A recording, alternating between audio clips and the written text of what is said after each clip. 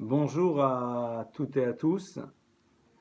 Erev Shabbat Tov. Je ne sais pas comment on peut le dire. En tout cas, voilà, bon préparatif de Shabbat. Ce switch qui se fait, alors en Eretz Israël, ça va, il y a déjà eu hier, mais en Chutz La'aretz, en France, en tout cas, il y a aujourd'hui. Je suppose beaucoup de personnes sont parties acheter leur chalot, ou des femmes sont en train de les faire. Kol hakavod, bravo.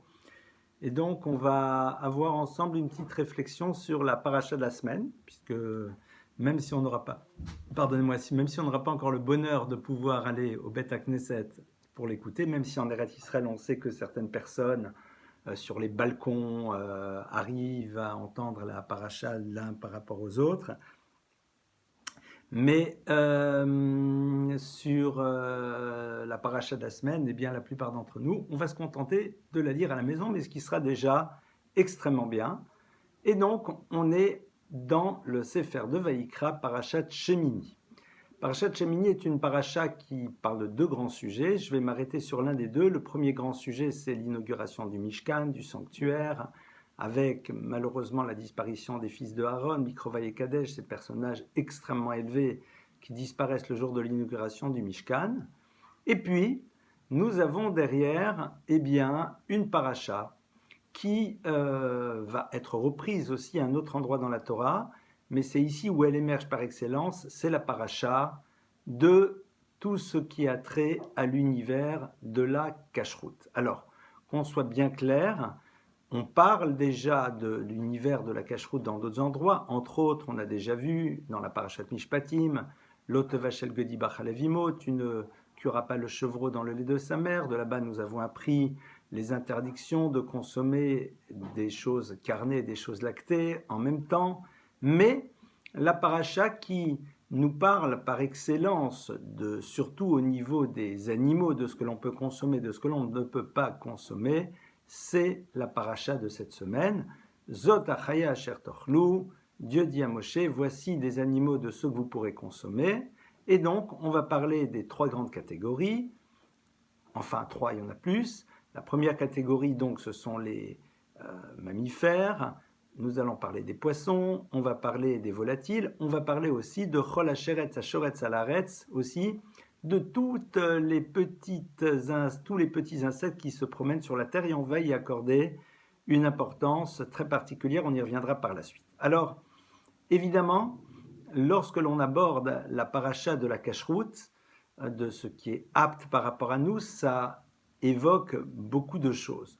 Tout d'abord, Baruch Hashem, grâce à Dieu, nous avons la chance aujourd'hui de vivre dans un monde dans lequel manger kasher est devenu de plus en plus simple.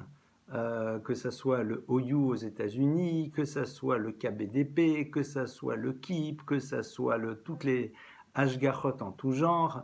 Grâce à Dieu, on a cette chance incroyable de pouvoir avoir disposition de la nourriture cachère. Et donc, pour nous, ça fait partie des choses qui sont normales et évidentes. Superbe. Maintenant, la question est de savoir qu'est-ce qui se joue au fond réellement dans l'importance de la cacheroute. Et si on regarde, la Torah insiste très très fortement sur ses règles et sur ses lois. Et un des très grands maîtres, le Ramchal, Rabbi Moshe Chaim Luzzatto, dans le Mesilat Yesharim, entre autres, va longuement développer ce qui se joue dans l'univers de la cacheroute. Et en effet, il va nous faire remarquer la chose suivante qui, une fois qu'on l'a dit, est évidente, mais tant qu'on n'en a pas parlé, a priori, on n'y pense pas nécessairement. Il va dire, voilà, il y a une différence fondamentale entre les lois de la cacheroute et les autres lois. En effet, la Torah nous donne un certain nombre de commandements. Pour certains, ce sont les commandements positifs, mitzvot tassé, l'obligation de mettre les téphilines, de faire le kiddush, de faire un certain nombre de mitzvot positifs, de faire la tzedaka, entre autres. Il y a ce que l'on appelle les lotassé, les interdits, d'accord ? Interdit de transgresser le Shabbat, interdiction de relations interdites, interdiction de certaines choses. Or, si on réfléchit, dit-il, lorsque l'on a fait un acte de transgression, cet acte de transgression, on a fait un acte, d'accord ? On a, chas v'shalom, quelqu'un qui ne savait pas, alors Shabbat, il a trié, Shabbat, il a allumé la lumière, donc il a fait un acte. Donc, il a créé quelque chose à travers son acte. son acte va avoir un impact évidemment au niveau de l'univers, mais qu'on le veuille ou pas, cet acte-là, même s'il peut l'impacter lui-même, c'est quelque chose qui est extérieur à lui. Or, il y a un point sur lequel il y a une différence fondamentale, ça va être en effet lorsque une personne consomme de la nourriture cachère ou non cachère. Pourquoi ? Puisque la nourriture pénètre notre corps et va faire partie de nous-mêmes, c'est-à-dire elle devient un élément constitutif de l'être et participe de son effet, de son être vivant, et évidemment que ça a une différence fondamentale. Et c'est la raison pour laquelle le Mesilat Yesharim va nous expliquer, va nous dire que la nourriture cachère est quelque chose qui est extrêmement important. Pourquoi ? Parce que lorsque quelqu'un malheureusement consomme de la nourriture qui ne l'est pas, cette nourriture qui ne l'est pas fait partie profondément de lui-même, s'inscrit à l'intérieur de sa réalité physique et physiologique. Mais ça va beaucoup plus loin en vérité, et c'est sur cela où ça serait intéressant d'avancer un petit peu plus. En effet, il faut savoir que quelle est au fond la chose la plus importante dans la vie de l'humain ? Eh bien, le Gaon Mivilna, entre autres, après Vital, au nom du Ari Akadosh, nous explique et nous disent que si on réfléchit, les éléments les plus importants et les plus fondamentaux sont liés à ce que l'on appelle l'univers des midot, l'univers des traits de caractère. Alors qu'on soit bien clair, ça ne veut pas dire que quelqu'un doit faire attention à avoir des points de traits de caractère positifs et à côté il peut mettre de côté le Shabbat et les tefilines, etc., qu'on soit bien clair. Mais ils vont nous dire qu'au fond, les traits de caractère, les midot que l'on a, vont être des éléments qui peuvent amener l'individu à agir de manière positive ou négative. Il donne un exemple très simple. Il dit par exemple, quelqu'un qui a une mida négative de colère, de fermeture, de dureté, etc., évidemment que cette personne-là, malheureusement, tout ce qui a trait à l'univers des mitzvot, ben adam lachavero, qui le relie à l'autre, c'est-à-dire l'obligation qu'il y a de faire de la tzedaka, de faire du chesed, etc., etc., malheureusement, eh bien, si cette personne a ces mauvaises midotes, il risque de ne jamais développer ces mitzvot positifs de la Torah. Quelqu'un qui est coléreux, quelqu'un qui etc. et tout, est une personne qui en effet pourra mettre complètement de côté certaines mitzvot. Pourquoi ? De par la présence à l'intérieur de cette personne-là, de sa colère et de ses mauvaises midotes. Et donc, le Gaon Ivilna, entre autres, et le Raphaim Vital, vont, au nom du Ari Akadosh, vont dire que, quelque part, la présence des midotes positives chez quelqu'un, évidemment, va amener cette personne à faire de plus en plus de mitzvot, car les bonnes midotes aident l'individu à accomplir le Ratzon Hashem, la volonté d'Akadosh Baruch Hu. Et disent-ils, la présence de ces midotes négatives ou positives, évidemment qu'on arrive toutes et tous avec une base, mais augmente, se développe et se renforce de par les consommations que nous allons faire.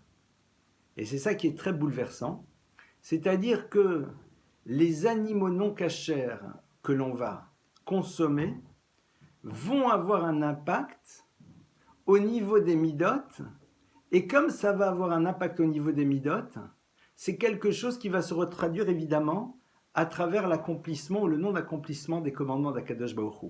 D'ailleurs, vous savez que certains très grands maîtres, pardonnez-moi, je suis désolé, certains très grands maîtres étaient très vigilants par rapport, évidemment, à la cacheroute, ça c'est sûr, mais certains, par exemple, ne consommaient jamais de viande toute l'année. Ils n'en consommaient que le Shabbat ou Yom Tov. Pourquoi ? Parce que qu'on le veuille ou pas, il y a dans la viande la dimension de l'animalité. C'est une réalité. Elle est là, elle fait partie de l'être, cette dimension d'animalité. Eh bien, pour pouvoir amoindrir cette dimension d'animalité, il ne consommait de la viande que le jour du Shabbat, jour dans lequel nous avons une Neshama Yotera, une âme supplémentaire, Et cette âme supplémentaire, comme Rachid l'explique dans Betsa, permet à l'individu justement de s'élever et de faire en telle sorte que cette nourriture qui le consomme n'inscrive pas chez lui une dimension d'animalité. C'est la raison pour laquelle, même les animaux cachers, nous avons l'obligation de faire en telle sorte qu'il y ait tout un processus, le processus de shrita au niveau des mammifères et au niveau des volatiles, le fait de vider le sang, etc. Tout ça a comme but d'amoindrir la dimension animale qui est présente à l'intérieur de cette chair et de faire en telle sorte que celle-ci soit le moins présente et qu'elle ne pénètre pas l'être qui va la consommer pour le rendre un peu plus, chas v'shalom, animal. Alors, c'est vrai que c'est le genre de choses qui nous semble a priori extrêmement surprenante. Or, la Torah, justement, va nous le dire de manière très très claire. Al tit'amu bechol ele venit matem bam. La Torah nous dit, ne vous rendez pas impurs par tout cela, venit matem bam, et vous vous impurifierez par eux. Et là-bas, de la manière dont le mot vous impurifierez est écrit, la Gemara, les maîtres du Talmud nous disent, on peut lire aussi, venitam tembam, et vous créerez chez vous un timtum. C'est quoi le timtum? Ce que l'on appelle timtum alev, c'est-à-dire c'est une forme de bouleversement intérieur qui fait que la possibilité d'accéder à un niveau spirituel devient complexe. Comme si au fond, les canaux spirituels qui permettent à la dimension spirituelle de pénétrer dans l'être se bouchaient de par la nourriture non cachère que l'on a consommée. Ça veut dire que il y a en effet la possibilité d'accéder à des niveaux spirituels élevés dans l'existence à travers l'étude de la Torah et la pratique des mitzvot. Mais comment ça fonctionne? Au moment où l'individu étudie, au moment où l'individu fait une mitzvah, il ouvre la possibilité à ce que la spiritualité qui est présente à l'intérieur de ces choses-là vienne et le pénètre. Il y a comme des formes de canaux qui le lient à cette dimension spirituelle, et au moment où il fait cet acte de l'étude, au moment où il prononce ces paroles de Torah, au moment où il agit au niveau de la mitzvah, cette dimension spirituelle va le pénétrer et le nourrit. Et la nourriture cachère, eh bien, est un facilitateur, et la nourriture non cachère, malheureusement, serait un élément qui bloque la possibilité à ce que cette dimension spirituelle puisse pénétrer l'individu qui est en train, entre autres, d'étudier la Torah, comme si, au fond, il y avait des canaux qui se bouchent et qui empêchent la spiritualité de l'étude et la spiritualité tout court de pénétrer l'individu, parce que tout simplement, cette nourriture non cachère fait partie de son corps et crée un élément bloquant. Alors, évidemment, cette chose-là peut nous paraître extrêmement surprenante, mais nous savons qu'en effet, eh bien, la dimension physique et la dimension spirituelle sont intimement liées, et le passouk de la Torah va nous le dire de manière très claire, altitamu venit metembam venitam tembam. C'est la raison pour laquelle d'ailleurs on est extrêmement vigilant sur la nourriture cachère que l'on consomme et surtout au niveau de nos enfants. C'est-à-dire que souvent on dit bon ça va, ce sont des enfants, et bien qu'on soit bien clair, plus nous allons faire attention au fait que nos enfants ne consomment pas de nourriture qui ait le moindre doute sur la cacheroute, plus nous leur facilitons la possibilité d'accéder à une dimension de spiritualité élevée. Et c'est la raison pour laquelle quand on fait tchouva, quand on fait un retour à soi par rapport à ce genre de choses, il faut beaucoup prier pour que justement cette dimension-là eh bien, disparaisse et que ces canaux puissent s'ouvrir à nouveau. D'ailleurs, je vais me permettre de faire juste une parenthèse qui pourra peut-être pour certaines et certains paraître un petit peu cruelle et difficile, donc je m'en excuse auparavant, mais c'est vrai que parfois on rencontre dans la vie des personnes qui en effet sont des personnes qui sont très intelligentes, vont vous donner des cours de kabbale, de philosophie, de pensée juive, très intéressants, etc., etc. Et vous constatez que, eh bien, ces personnes, dans leur vie privée, n'accomplissent pas la Torah et les mitzvot, ne font pas vraiment Shabbat, ne prient pas véritablement, et font les choses de manière très rituelle et ambiance. Pourtant, c'est curieux, ils donnent un enseignement de Torah. Ils enseignent en effet toutes sortes de choses qui parfois sont passionnantes, voire même des enseignements qui sont liés à la Kabbale et très profonds, etc., etc. Eh bien, nos maîtres expliquent et disent, c'est parce que tout simplement, le pouvoir que j'appellerais bouleversant, qui est présent à l'intérieur de l'étude de la Torah, qui pénètre l'individu, qui le transforme et qui l'amène à vouloir accomplir la volonté d'Hachem, malheureusement, cette dimension bouleversante, cette spiritualité qui est présente à l'intérieur de l'étude, n'arrive pas à les pénétrer, parce que ce sont des personnes qui ont deux défauts généralement. Soit elles ne mangent pas cachère ou ne sont pas très vigilantes sur la cacheroute, et en plus souvent, elles ont un ego surdimensionné. Et cet ego surdimensionné, comme cette nourriture non cachère, forme une sorte de barrière invisible qui empêche la Kedusha, la sainteté qui est présente à l'intérieur des mots de la Torah, de les pénétrer et de les aider à s'élever spirituellement et d'accomplir de manière concrète les mitzvot et le Ratzon Hashem, la volonté de Dieu. Or, rappelons-nous que toute la finalité de notre vie, elle tourne autour de ça, d'accomplir le Ratzon Hashem, d'accomplir la volonté de Dieu, en sachant que, en l'accomplissant, nous en sommes les premiers bénéficiaires, aussi bien dans ce monde-ci que dans le monde à venir. Et donc, c'est la raison pour laquelle, entre autres, évidemment, la Torah va nous demander d'être très vigilants sur cet univers de la cacheroute. Soit dit en passant, je ne vous l'apprendrai pas, vous le savez parfaitement, c'est que les animaux que l'on consomme sont des animaux paisibles, que les volatiles aussi sont des volatiles paisibles, qui ne sont pas cruels, etc., etc. Il y a énormément de très très jolies symboliques qui sont présentes à l'intérieur aussi de tout ce que représente la cacheroute, mais avant tout, il y a cette dimension-là. Je voudrais maintenant m'arrêter sur deux points. Un point que vous connaissez sûrement, c'est sur ces fameuses 4 espèces qui n'ont qu'un seul des 2 signes de pureté, mais auparavant, je voudrais m'arrêter sur un point sur lequel souvent, malheureusement, on ne fait pas suffisamment attention, c'est quoi? C'est que dans la notion de la cacheroute, on parle beaucoup des shratzim, c'est-à-dire de tous les petits insectes. Alors évidemment, il ne nous viendrait pas l'idée de manger des cancrelats et autres... quelle horreur, d'accord? Personne. Et d'ailleurs, le fait de ne pas en manger, même si ça nous dégoûte, est considéré comme si nous accomplissons une mitzvah, parce que même si ça nous dégoûte, le fait de ne pas en manger, c'est une mitzvah.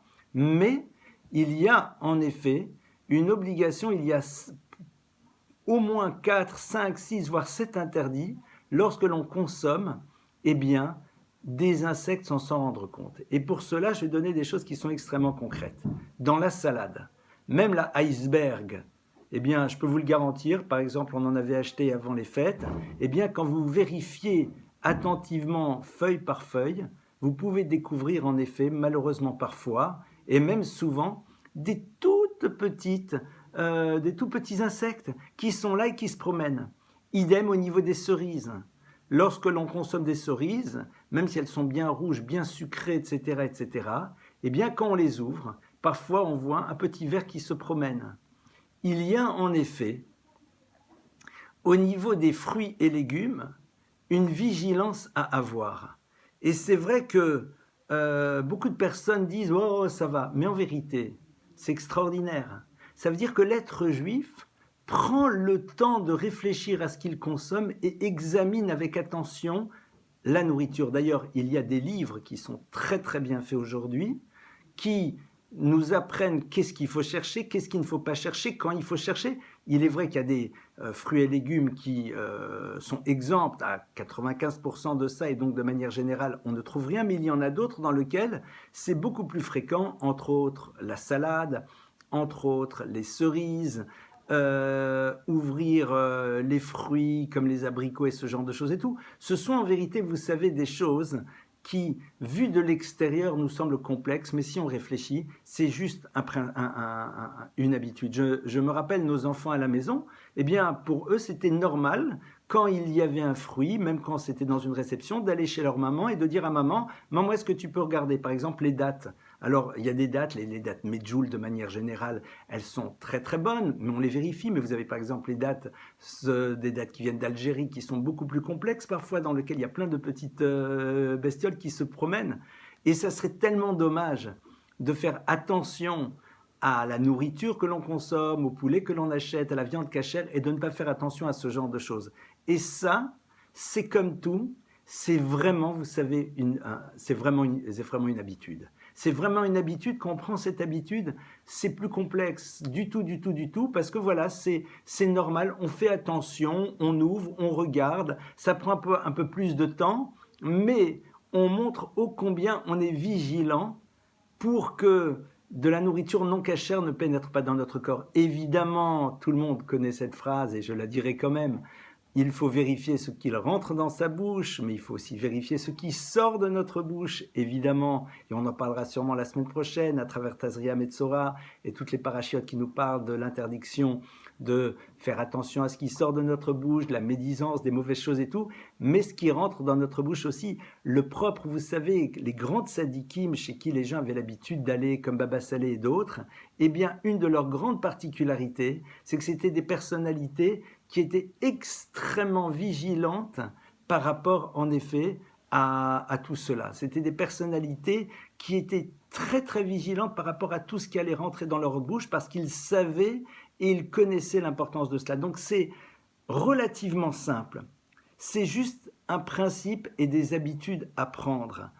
Évidemment, acheter de la viande cachère, évidemment, acheter des poissons dont on sait qu'ils sont cachères, évidemment, acheter de la volaille cachère, la question ne se pose pas. Faire attention aujourd'hui à acheter des produits cachères, c'est tellement simple aujourd'hui et c'est tellement extraordinaire d'avoir un tel choix. Il faut remercier Hachem de pouvoir avoir un tel choix. Il faut encore que les prix baissent, évidemment, de plus en plus, mais il y a aujourd'hui de plus en plus de produits autorisés et c'est extraordinaire, mais aussi sur ces petites bestioles, les salades, sur les fruits. Il y a des livres, je vous dis, qui ont paru à ce sujet. Je suis sûr que si vous cherchez sur Internet, vous allez les trouver. Ce sont juste des habitudes, de très très bonnes habitudes à prendre. Et pourquoi ne pas les prendre au fond? Parce que quelque part, nous en serons les premiers bénéficiaires, nous, nos enfants et tout le clan d'Israël. Maintenant, le troisième point que je voulais aborder avec vous à propos de la cacheroute, évidemment, ce sont ces 4 catégories. Alors, la Torah nous dit que pour les mammifères, pour pouvoir être cachère, il faut qu'il y ait 2 conditions, ruminer et avoir les sabots fendus. A priori, si je vous dis qu'il faut les 2 conditions, j'en déduis que s'il n'y a aucune des 2 ou une des 2, l'animal n'est pas cachère. Or, la Torah, de manière très intéressante, va nous dire, attention, sache qu'il y a 4 catégories qui n'ont qu'une seule des 2 conditions. Et au passage, eh bien, vous pouvez regarder dans le bestiaire de l'humanité, il n'y a que 4 types d'animaux qui ont une des 2 catégories et pas une 5e, ce qui est au passage assez incroyable. Mais parmi ces catégories-là, il y en a une qui nous intéresse un petit peu plus, c'est celle qui est devenue le symbole de la nourriture non cachère, c'est-à-dire le chazir, c'est-à-dire le porc. Et à chazir, le texte nous dit à propos du porc, pourquoi? Qui m'affrise par sahou, vegera eneno nigar, car il a en effet des sabots fendus, mais ne rumine pas. Et en effet, et on va conclure là-dessus, même si c'est une idée que vous connaissez déjà parfaitement, mais ça fait pas de mal de se la remémorer, pourquoi la Torah considère le chazir, le porc, comme étant l'animal duquel on doit s'éloigner le plus. D'ailleurs, vous voyez beaucoup de personnes qui malheureusement ne mangent pas pour l'instant encore totalement cachère, mais il ne leur viendrait jamais à l'idée de consommer du porc. Parce qu'en effet, le chazir symbolise quelque chose de très très fort. Chazir, disent nos maîtres, symbolise la royauté de Édom. Édom, c'est le monde occidental, c'est-à-dire c'est celui qui en effet propose de lui une image positive, alors qu'à l'intérieur, c'est pas clair du tout. Et le peuple d'Israël l'a vu de manière très très claire pendant des siècles et des siècles, dans la confrontation qu'il a eue avec l'univers de Édom, qui en effet, d'un côté, développe la philosophie, développe la pensée, développe les arts, développe tout ce que vous voulez, etc., etc., et qui, par ailleurs, a été capable de faire preuve d'une cruauté, d'une violence extrême, et ce, sans vivre d'une quelconque manière cette contradiction. L'expression la plus aboutie que nous avons vue de cela, malheureusement, dans les dernières générations, c'était la Shoah, mais c'est quelque chose sur lequel la Torah nous dit « Attention, de cela vous devez vous éloigner extrêmement ». D'ailleurs, il y a un texte dans le Talmud qui nous dit « Hizaharu minat tzvuim ». Faites attention des gens qui sont tzvuim, c'est-à-dire des gens qui se... on appellerait ça aujourd'hui des manipulateurs. Tzvuim, c'est de ceux qui se... comment est-ce qu'on va dire, qui se peignent, qui créent d'eux une image, alors qu'en vérité, à l'intérieur d'eux-mêmes, ils sont complètement pervertis. On n'est jamais parfait, vous le savez parfaitement, en tout cas en ce qui me concerne. Évidemment, on n'est jamais dans la perfection, mais le chazir, c'est vraiment quelqu'un qui, au plus profond de lui-même, n'adhère absolument pas à ce qu'il présente. Le chazir, il montre à tout le monde ses pattes ouvertes et dit « Regardez, je suis kasher », c'est-à-dire en deux mots « j'adhère ». J'adhère à cela, je suis pour, alors qu'au plus profond de lui-même, il n'adhère strictement en rien. Le fait de dire « j'adhère » et de ne pas être dans la perfection absolue et d'être parfois dans ses hauts et dans ses bas, c'est en effet le propre de chaque être humain qui est en effet dans ses mouvements. Mais le chazir, lui, il dit « Voilà, je dis une chose A, mais au plus profond de moi-même, je ne le pense absolument pas. Je suis en parfaite rupture entre ce que j'exprime et ce à quoi j'adhère au plus profond de moi-même. » Et ça, la Torah nous dit, cette chose-là, c'est véritablement le prototype de cette dimension non cachère, c'est-à-dire de quelque chose que tu ne peux pas faire pénétrer à l'intérieur de toi. C'est l'imposteur dans sa dimension la plus incroyable. Mais attention, il y a ce qu'on appelle l'imposteur, mais qui au plus profond de lui-même adhère et croit, mais bon, il est là, il dit oui, il ne faut pas voler, mais quand même, il vole un petit peu, etc. Mais au plus profond de lui-même, il y croit. Il y croit, mais on peut croire profondément à quelque chose, y adhérer et être pour, mais il y a la réalité du quotidien qui fait qu'on n'y arrive pas toujours. C'est pas ça le chazir. Le chazir, c'est celui qui, à l'intérieur de lui, dit « Moi, tout ça, je crache dessus. Je considère que ça ne vaut rien. C'est bidon, c'est nul. Je n'y adhère pas, je n'y crois pas. » Mais je suis dans un monde dans lequel il faut que j'exprime les choses d'une certaine manière, et donc devant tout le monde, je dis oui, je suis pour, etc. Alors qu'au plus profond de lui-même, il est complètement opposé à ces choses-là auxquelles il croit. Vous savez, malheureusement, il y avait une époque en France où c'était comme ça, où il y avait des rabbins qui donnaient, qui allaient à la synagogue, mais en vérité, chez eux à la maison, ils mangeaient pas cachère et ils ne gardaient pas Shabbat. C'est pas que une fois ils ont craqué, ils ont mangé un truc pas cachère parce qu'ils en pouvaient plus, ou un Shabbat, ils en pouvaient plus, ils voulaient voir la télé parce qu'ils voulaient voir. Non, c'est-à-dire c'était deux mondes totalement séparés, c'est-à-dire il y avait ce qu'il disait, et puis il y avait ces choses auxquelles il ne croyait absolument pas, auxquelles il ne croyait pas. Vous lui demandez, tu penses que la Torah est vraie? Il disait non. Tu penses qu'en vérité Dieu est présent dans le monde? Non. Tu penses qu'en vérité un jour il y a le Mashiach? Non. Tu penses qu'en vérité... Non. Mais, Chazir, ça en effet, c'est cette chose sur laquelle qui symbolise véritablement la chose non cachère. Donc en conclusion, qu'est-ce qu'on a vu aujourd'hui? On a vu l'importance d'essayer d'être le plus cohérent avec soi-même, d'essayer de se battre contre nos contradictions. Ça, c'est déjà ce que le Chazir nous dit. Bats-toi contre tes contradictions. Essaye de tendre le plus possible vers la cohérence. Et aussi, rappelle-toi que la nourriture, elle fait partie de toi-même, qu'elle pénètre ton corps, qu'elle a un impact par rapport à toi, et que donc elle permet que la spiritualité de la Torah puisse pénétrer ton existence. Comme on l'a vu, cette dimension-là d'être vigilant, elle s'applique à énormément de choses, et je me suis permis d'insister un petit peu fortement sur faire attention à tous les petits insectes, à ce qui se trouve dans la salade, ce qui peut se trouver dans certains fruits, pardonnez-moi, surtout des fruits d'été. Le fait de faire attention à cela révèle le désir de Kedusha, de sainteté qu'a l'être juif à l'intérieur de lui, On prie à Kadosh Baruch Hu, on lui demande de nous aider à faire en telle sorte, vit kadishtem, vitem kedoshim, comme dit le verset, et vous vous sanctifierez, et vous serez saints, que cette dimension de kdusha, de sainteté, puisse faire partie profondément de nous, qu'elle nous permette de nous élever dans tous les domaines, qu'elle nous permette d'avoir de bonnes midotes, à nous, à nos conjoints, à nos enfants, à tout le clan Israël, pour que ces midotes nous propulsent et nous aident à faire le Ratzon Hashem, la volonté d'Akadosh Baruch Hu, qu'on ait un excellent Shabbat, Shabbat Shalom Umevorach, en bonne santé, dans l'harmonie, dans la sérénité, dans la joie, et Bezrat Hashem, qu'on se retrouve ensemble en très bonne santé. Dimanche, on va continuer encore nos études, avec à la fois le travail sur soi, les Pirkei Avot et Bezrat Hashem, j'espère encore d'autres shiurim que l'on va pouvoir développer. Kol Tuv, merci pour votre présence, merci pour votre écoute, que ça soit un Shabbat de paix, d'harmonie, et qu'il n'y ait que des très très très bonnes nouvelles pour tout le monde, Bezrat Hashem, Amen, Amen.